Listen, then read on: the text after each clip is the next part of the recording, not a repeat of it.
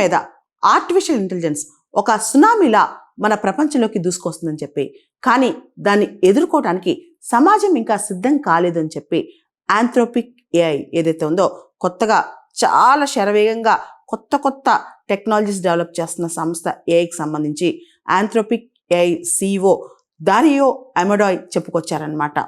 ఆయన రీసెంట్గా మనందరికి తెలుసు నిఖిల్ కామత్ జెరోదా CEO ఆయనకి ఇచ్చిన పాడ్కాస్ట్లో చాలా విషయాలు చెప్పారనమాట.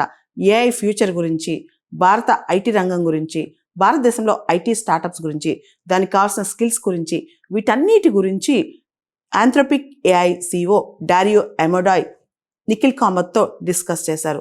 మనం చూస్తే 5 years బ్యాక్ ఒక కంప్యూటర్ సొంతంగా ఒక ఎస్సే కూడా రాయలేకపోయింది. కానీ ఇప్పుడు పరిస్థితి అలా కాదు.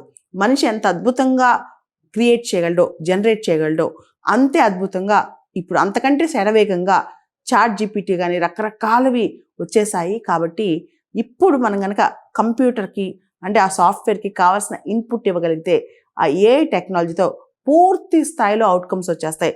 అంటే ఒక రసాయనిక చర్య, ఒక కెమికల్ రియాక్షన్కి ముడి పదార్థాలు ఎలా అవసరమో అలా డేటా కానీ దానికి కావాల్సిన ముడి పదార్థాలు ఇచ్చేస్తే కనుక మానవ మేధస్సుని దాటిపోయి వెళ్ళిపోద్ది ఏఐ అని చెప్పేసి. దానివల్ల ఏఐ చాలా ఫాస్ట్గా మన లైఫ్లోకి వచ్చేస్తుంది, కానీ సమాజం దానికి సిద్ధంగా లేదు.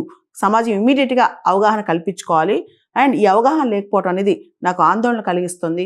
దీనివల్ల వీళ్ళకి అర్థం కాకపోతే ఏఐని సురక్షితంగా ఎలా వాడాలో వాళ్ళకి అసలు అర్థమే కాదు అని చెప్పి ఆంథ్రోపిక్ ఏఐ CEO పేర్కొన్నారనమాట. మనం చూస్తే చాలా మల్టీనేషనల్ కంపెనీస్ కావచ్చు, ఈ కంపెనీస్ అన్ని కూడా భారతదేశానికి వచ్చేస్తున్నాయి. భారతదేశం ఆల్రెడీ ఐటీ రంగానికి చాలా ఫేమస్ అనమాట. దాంతోపాటు ఐటీ కన్సల్టెన్సీ కంపెనీస్ కూడా చాలా పాపులర్ అయిపోతున్నాయి. అయితే ఆంథ్రోపిక్ ఏఐ అనేది ఇప్పుడు ప్రపంచంలో మనకు తెలుసు ఇది అమెరికన్ బేస్డ్ కంపెనీ. ఇది చాలా దేశాల్లో కూడా అంటే దీని యొక్క టెక్నాలజీ ప్రపంచానికి అవసరం అవుతుందన్నమాట. రీసెంట్గా ఆంథ్రోపిక్ ఏఐ క్లాడ్ అని చెప్పి కొత్త ప్లాట్ఫామ్ తీసుకొచ్చింది.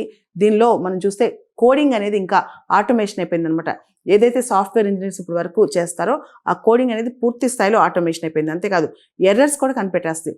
ఎక్కడ ఏ తప్పు జరిగినా పూర్తి స్థాయి ఎర్రర్స్ కూడా కనిపెట్టే సిస్టమ్స్ కూడా వచ్చేసాయి అనమాట. అయితే భారతదేశంలో మాత్రం ఆర్టిఫిషియల్ ఇంటెలిజెన్స్ రిలేటెడ్ స్టార్టప్స్ అనేవి ఇంకా పుంజుకోవాలని చెప్పి, అదేవిధంగా ఏ టూల్స్కి సంబంధించి చర్చ కూడా ఎక్కువ పెరగాలని చెప్పి, అండ్ ప్రతి 2-3 నెలలకు వచ్చే అంటే మనకి కొత్త ఏ మోడల్స్ చాలా రెగ్యులర్గా బయటకు వస్తున్నాయి. కానీ మన ఆస్పిరెంట్స్ కానీ మన యువత కానీ కొత్త ఏ టూల్స్ని ఎలా వాడాలి దానికి సంబంధించిన అవగాహన పూర్తిగా లేదని చెప్పి, సో మనం పూర్తి స్థాయిలో ఏఐ యూసేజ్ని పెంచాలి, పూర్తి స్థాయిలో ఏఐ రీసెర్చ్ పెంచాలని చెప్పి ఆంథ్రోపిక్ ఏఐ CEO చెప్పుకొచ్చారనమాట. మనం చూస్తే భారతదేశమే కాదు ప్రపంచవ్యాప్తంగా అందరం కూడా ఆర్టిఫిషియల్ ఇంటెలిజెన్స్కి రెడీ అయిపోవాలి. వచ్చే 5 సంవత్సరాల్లో ప్రస్తుతం ఉన్న ఉద్యోగాలు ఏవి ఉండవు, చాలా వరకు ఇప్పుడుండే ఉద్యోగాల్లో మార్పు రావాలి.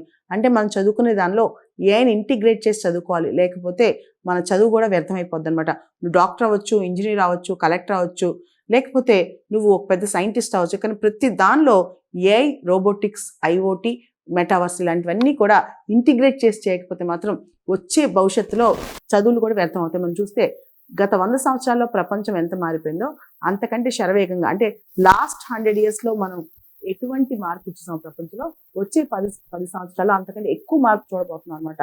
దీనన్నిటికీ కారణం ఏఐ. సో ఆర్టిఫిషియల్ ఇంటెలిజెన్స్ని ఎలా వాడుకోవాలో ఇమీడియట్గా సమాజం నేర్చుకోవాలి.